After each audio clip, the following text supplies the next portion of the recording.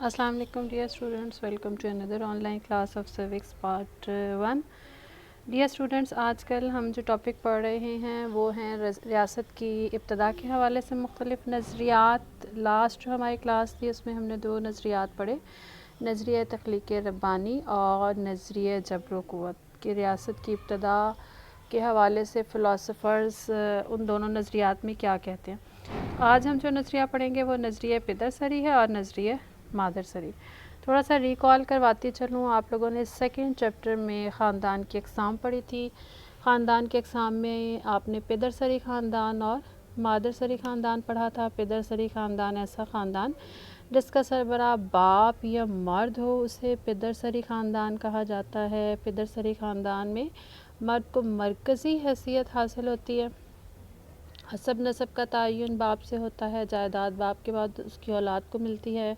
ख़ानदान की माशी किफ़ालत की ज़िम्मेदारी भी बाप पर आयद होती है। इसी तरह से दूसरा जो ख़ानदान था मादरसरी ख़ानदान, मादरसरी ख़ानदान में औरत या बीवी ख़ानदान की सरबराह होती है। हसब नसब औरत की तरफ से मुतय्यन किया जाता है और औलाद जो है वो औरत से मंसूब की जाती है। ये दो हमने ख़ानदान की अक़साम पढ़ी थी। यहाँ पर मैंने इनका थोड़ा सा तारुफ़ करवाया क्योंकि आज हम जो नज़रिया पढ़ने जा रहे हैं नज़रिया पिदरसरी और नज़रिया मादरसरी, उसमें इसी का हवाला दिया जाएगा। तो नज़रिया पिदरसरी पिदरसरी पेश करने वाले जो फ़िलासफ़र्स हैं उनका ख़याल ये है कि रियासत ख़ानदान की वसी तर शक्ल है। ख़ानदान को माशरे में बुनियादी इकाई करार दिया गया है। फ़ितरी इदारा जो इंसानों को बनाया मिला है और माशरे में ये कदीम तरीन इदारा भी कहलाता है। ख़ानदान का सरबराह बाप या कोई बुज़ुर्ग मर्द होता है, जैसे अभी थोड़ी देर पहले मैंने आपको ख़ानदान की अक़साम का हवाला दिया था। ख़ानदान का हसब नसब और विरासत का हक़ बाप से मुतय्यन होता है। बाप की वफ़ात के बाद बेटे जायदाद के वारिस होते हैं और ख़ानदान के सब अफराद उसके अहकामात को माना करते हैं। फिर एक ख़ानदान के बच्चों की शादियों के नतीजे में कई ख़ानदान बनते चले गए। ये सब ख़ानदान मिलकर बरादरी कहलाए। बरादरी के अफराद में खूनी रिश्ता कायम हो जाता है और फिर बुज़ुर्ग मगर मर्द का हुक्म चलता है। फिर यहीं से बरादरी के वसअत इख्तियार करने से कबीला बन जाता है। बुज़ुर्ग तरीन मर्द कबीले का सरदार बन जाता है। वो कबीले में अमन अमान को कायम रखने के लिए और उसे दूसरे कबाइल के हमले से महफूज रखने के लिए अपनी कोशिशें करता है, ज़िम्मेदारी कबूल करता है और कबीले के तमाम अफराद जो हैं वो उस सरदार की इताअत भी करते हैं। और फिर एक कबीले के अफराद जो हैं वो मुख्तलिफ़ मकामात पर आबाद हो जाने से कई कबाइल बन जाते हैं, यानी हर कबीला जो है वो थोड़ी सी मुख्तलिफ़ जगह पे रह रहा होता है। इन सब कबीलों से मिलकर जो है वो रियासत कायम हो जाती है और फिर इन्हीं में से बुज़ुर्ग तरीन शख्स जो मर्द भी हो वो हुक्मरान या बादशाह बन जाता है और सब उसकी इताअत करने लग जाते हैं। इस तरह से पिदरसरी ख़ानदान जिसमें बाप को तमाम इख्तियारात हासिल थे, फैलते फैलते रियासत की शक्ल इख्तियार कर गया।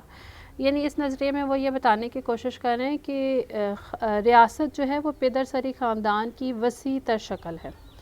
इसके अलावा इस नज़रिए में और कुछ नहीं है। अब अगर यहाँ पे बात की जाए नज़रिया पिदरसरी के हामियों की, तो बच्चों ये नज़रिया जो है वो काफ़ी कदीम है, पुराना है। ये नज़रिया हमें अरस्तू की किताबों में भी इसका हवाला मिलता है।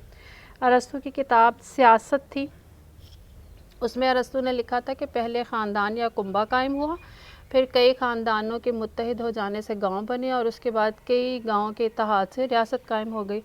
अरस्तू की डेफिनेशन भी आपको याद होगी। अरस्तू ने रियासत को ख़ानदान और देहात का मजमुआ करार दिया था। तो अरस्तू के यहाँ भी हमें नज़रिया पिदरसरी मिलता है। फिर उसके बाद इस नज़रिए को बाकायदा तौर पे जो पेश किया गया वो सर हेनरी मैन की जानिब से पेश किया गया। उन्होंने दो किताबें लिखी थी। एक उनकी किताब का नाम था कदीम कानून, ये 1861 में शाया होती है और दूसरी उनकी किताब थी इदारों की तारीख़, 1872 में शाया होती है और इन दोनों में वो हवाला देते हैं नज़रिया पिदरसरी का। इन दोनों के अंदर जो है वो बार बार ज़िक्र किया जाता है। फिर जदीद फ़िलासफ़र्स की अगर बात की जाए तो उनमें फ़िलासफ़र हैं डॉक्टर डायमंड हैं, डेनिस थैरप हैं। इनके यहाँ हमें जो है वो नज़रिया पिदरसरी मिलता है, उसकी हिमायत मिलती है। اس کی اگر ہم خصوصیات دیکھ لیں، آپ کی بک کے اندر بھی 3 پوائنٹ کی شکل میں اس کی وضاحت کی گئی ہے۔ تو سب سے پہلا پوائنٹ ہے ریاست کی ابتدا خاندان سے ہوئی۔ تو بچوں، خاندان جو ہے وہ قدیم معاشرے میں بنیادی اکائی تھا، یہ پہلا فطری ادارہ تھا۔ پھر دیکھا جائے تو خاندان سے برادری، برادری سے قبیلہ، پھر قبیلے نے منظم شکل اختیار کی اور پھر قبیلے پھیلتے پھیلتے ریاست بن گئے۔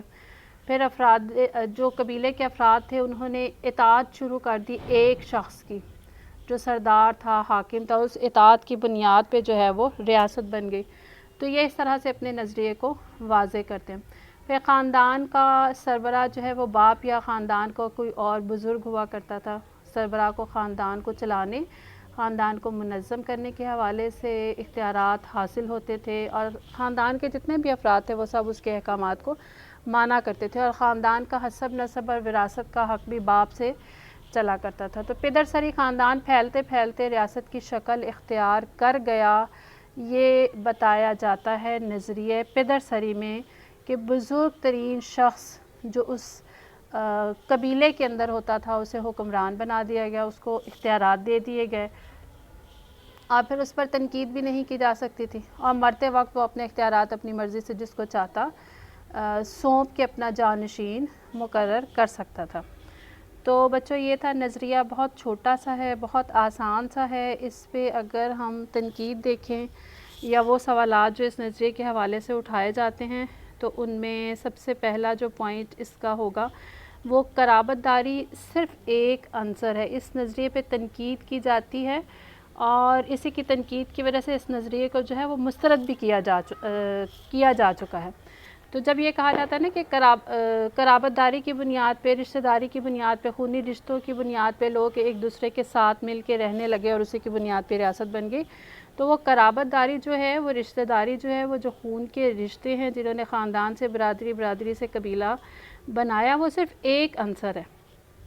اس بات میں کوئی شک نہیں ہے کہ خونی رشتوں نے اور قرابت داری نے ریاست کی ابتدا میں اہم کردار ادا کیا تھا، لیکن یہ صرف ایک عنصر ہی نہیں تھا جس نے ریاست کو قائم کیا تھا، بلکہ اس وقت جو مذہب تھا، طاقت تھی، اور پھر لوگوں کے اندر شعور بھی تھا، ان تمام عوامل نے بھی اپنا اپنا کردار ادا کیا تھا، اور ہم ان تمام عوامل کو نظر انداز نہیں کر سکتے۔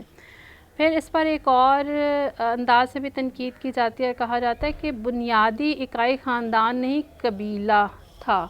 ایڈورڈ جینکسن جو ہے، انہوں نے مختلف قدیم معاشروں کے حوالے سے مطالعہ کیا، اسٹڈی کیا، اور خاص طور پہ خاندان کے حوالے سے، قبیلے کے حوالے سے، اور پھر اپنی اسٹڈی میں انہوں نے بتایا کہ قدیم معاشرے میں جو ہے وہ بنیادی اکائی خاندان نہیں تھا بلکہ قبیلہ تھا۔ قبیلے سے برادریاں اور برادریوں سے خاندان جو ہے وہ مارز وجود میں آئے تھے۔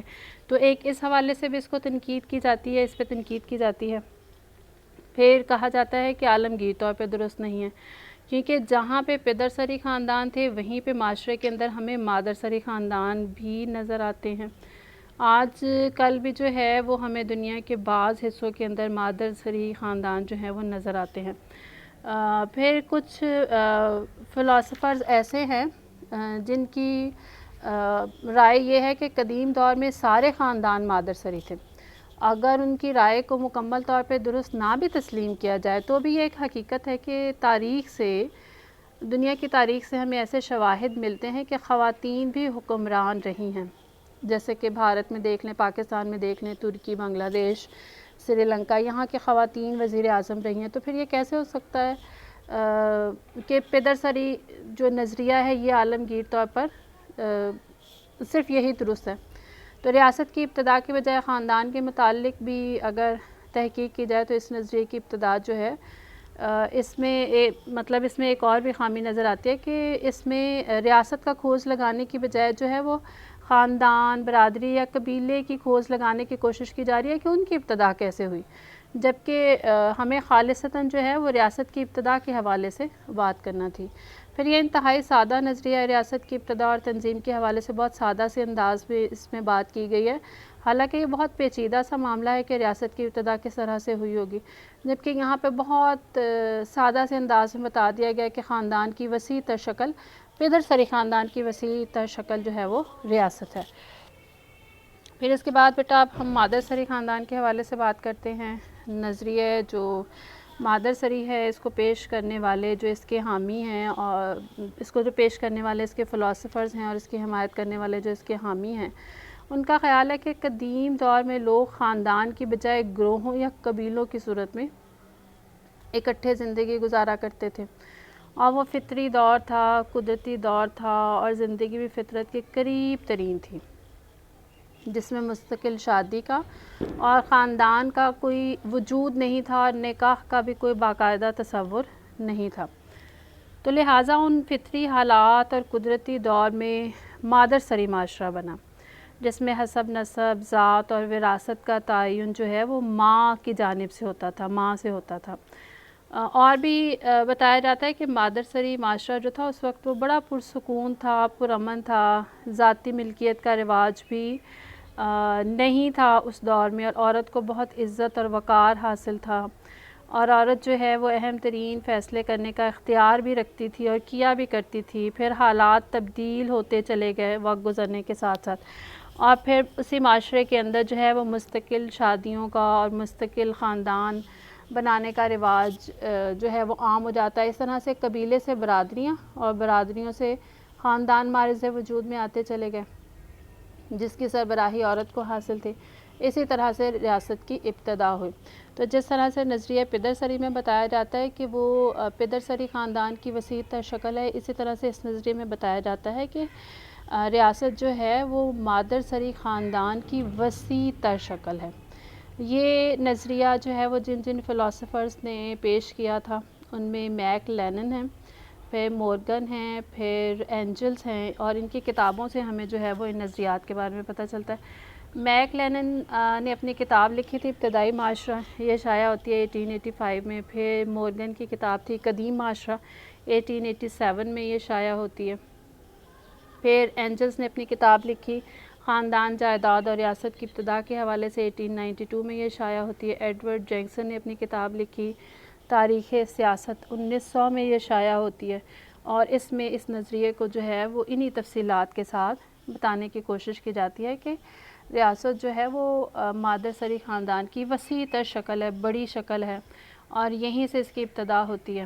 اس کے اندر کس طرح سے خصوصیات کو بتایا گیا ہے اس کو ہم ایک دفعہ پھر سے دیکھ لیتے ہیں کہ قدیم دور میں بنیادی اکائی خاندان نہیں بلکہ قبیلہ تھا، جبکہ ابھی تھوڑی دیر پہلے میں نے آپ لوگوں کو بتایا کہ پدر سری خاندان کے حامیوں کا کہنا یہ ہے، اس کے فلاسفرز کا کہنا یہ ہے کہ قدیم دور میں بنیادی اکائی جو تھا وہ خاندان تھا، جبکہ یہاں پہ کہا جا رہا ہے کہ خاندان نہیں بلکہ قبیلہ تھا۔ پھر قبیلے سے برادری سے مختلف خاندان جو ہیں وہ بنتے ہیں۔ پھر اس میں بتایا جاتا ہے کہ قدیم معاشرہ جو تھا وہ مادر سری تھا، یعنی عورت کہہ لیجئے، ماں کہہ لیجئے، سربراہ تھی، اور اس کے پاس گھر کو چلانے کے حوالے سے تمام تر اختیارات ہوا کرتے تھے۔ پھر اس دور میں کثیر شوہری خاندان کا رواج بھی تھا۔ پھر رشتہ داری اور حسب نسب کا سلسلہ عورت سے چلا کرتا تھا، جائیداد اور اختیارات کی وارث عورت تھی، ماں کے بعد جو ہے وہ بیٹیاں وارث ہوا کرتی تھی۔ تو یہ اس نظریے کی بیسک تھیم ہے اور یہ اس نظریے میں بتایا جاتا ہے۔ تو اس پہ ہم تنقید دیکھ لیتے ہیں۔ اس کی تنقید کے پوائنٹس بھی وہی ہوں گے، بیسک پوائنٹس جو نظریہ پدر سری کے حوالے سے تھے۔ یہاں پہ بھی قرابت داری کو اہم عنصر قرار دینے کی کوشش کی گئی ہے، جبکہ ریاست کی ابتدا کے حوالے سے ہم اس کو ایک عنصر تو مان سکتے ہیں، کیونکہ ریاست کی ابتدا میں قرابت داری کے ساتھ ساتھ مذہب کا اپنا کردار تھا، طاقت کا اپنا کردار تھا، سیاسی شعور نے بھی اپنا کردار ادا کیا، تو ہم ان کو نظر انداز نہیں کر سکتے۔ قرابت داری کو ہم صرف ایک عنصر لیں گے۔ پھر عالمگیر طور پہ بھی درست نہیں ہے، کیونکہ مادر سری نظریے کو اگر عالمگیر طور پہ یا بین الاقوامی سطح پہ درست مان لیا جائے کہ صرف اس وقت مادر سری خاندان تھے، تو ہمیں کچھ علاقوں کے اندر پدر سری خاندان کے شواہد بھی ملتے ہیں، بلکہ زیادہ تر شواہد جو ہیں وہ پدر سری خاندان کے ملتے ہیں۔ پھر یہ نظریہ جو ہے وہ بہت آسان سا، سادہ سا ہے، اور اس میں سادہ سے انداز میں بتایا گیا ہے کہ ریاست کی ابتدا جو ہے وہ کس طرح سے ہوئی۔ ریاست کی ابتدا جو ہے وہ خاندان سے ہوئی، جبکہ ریاست جو ہے ریاست کی ابتدا ایک بڑا پیچیدہ سے عمل ہے، تو اتنا چھوٹا سا اور سادہ سا انداز اور سادہ سا جواب جو ہے وہ ریاست کی ابتدا کے حوالے سے دیا جاتا ہے، جبکہ ریاست کی ابتدا میں کئی عناصر نے حصہ لیا تھا۔ پھر اس نظریے کے اندر ریاست اور خاندان کا فرق جو ہے وہ نظر انداز کیا گیا ہے۔ وہ کس طرح سے کیا گیا ہے کہ اس میں دونوں کو ایک تو ان دونوں کے اندر اہم اور بنیادی فرق یہ ہے کہ خاندان میں احکامات دیے جاتے ہیں، احکامات کی تعمیل کی جاتی ہے اور خاندان کے لوگ متحد ہو کے رہتے ہیں، ایک دوسرے کے ساتھ کوآپریٹ کرتے ہیں، اور اس کی بنیاد جو ہے وہ رضاکارانہ ہوتی ہے، پیار پہ ہوتی ہے، محبت پہ ہوتی ہے، شفقت پہ ہوتی ہے، اور اس طرح سے احکامات دیے بھی جاتے ہیں اور مان بھی لیے جاتے ہیں۔ جبکہ ریاست کے لیے جو ہے وہ بعض اوقات ریاست کو اپنے احکامات کی تعمیل کروانے کے لیے طاقت بھی استعمال کرنا پڑتی ہے۔ یہ ان دونوں کا بنیادی فرق ہے۔ پھر ایک اور بھی اس میں عنصر ہے جس کو تنقید کا نشانہ بنایا جاتا ہے، کہا جاتا ہے کہ عورت جو ہے وہ فطرتاً کمزور ہے اور اس کی نیچر میں اطاعت گزاری شامل ہے۔ تو عورت چونکہ فطرتاً کمزور ہوتی ہے اور اطاعت گزار ہوتی ہے، تو یہ تسلیم نہیں کیا جا سکتا کہ قدیم دور میں، جبکہ اس وقت جبر و قوت کا استعمال عام تھا، سارے کے سارے اختیارات عورت کے پاس تھے اور عورت استعمال کر رہی تھی اور ریاست کو چلا رہی تھی، تو اس حوالے سے بھی اس کو تنقید کا نشانہ بنایا جاتا ہے۔ تو بچوں یہ دو بہت آسان سے اور سادہ سے نظریات تھے، نظریہ مادر سری اور نظریہ پدر سری، جو ہم نے آج پڑھے ہیں۔ ایک دفعہ پھر میں تھوڑا سا ریکال کروا دوں کہ نظریہ پدر سری کو پیش کرنے والے جو اس کے فلاسفرز ہیں اور جو اس کی حمایت کرنے والے اس کے حامی ہیں، ان کا کہنا یہ ہے کہ نظریہ پدر سری خاندان کی وسیع تر شکل ہے۔ تو اسی طرح سے نظریہ مادر سری کی جو حمایت کرنے والے ہیں اور نظریے کو پیش کرنے والے ہیں، ان کا کہنا یہ ہے کہ ریاست جو ہے وہ مادر سری خاندان کی وسیع تر شکل ہے۔ تو اس پہ ہم نے اس کی خصوصیات پہ بھی بات کی۔ یہ بہت چھوٹا سا ہے، آسان سا ہے، سادہ سا ہے، اور پھر جن پوائنٹ کے حوالے سے جو ہے وہ تنقید ہو سکتی تھی، ہم نے اس کا تنقیدی جائزہ بھی لیا۔ کل انشاءاللہ ہم ریاست کی ابتدا کے حوالے سے جو نظریہ ہے، نظریہ معاہدہ عمرانی، سوشل کانٹریکٹ تھیوری، وہ ہم انشاءاللہ پڑھیں گے۔ تو تب تک کے لیے اللہ حافظ۔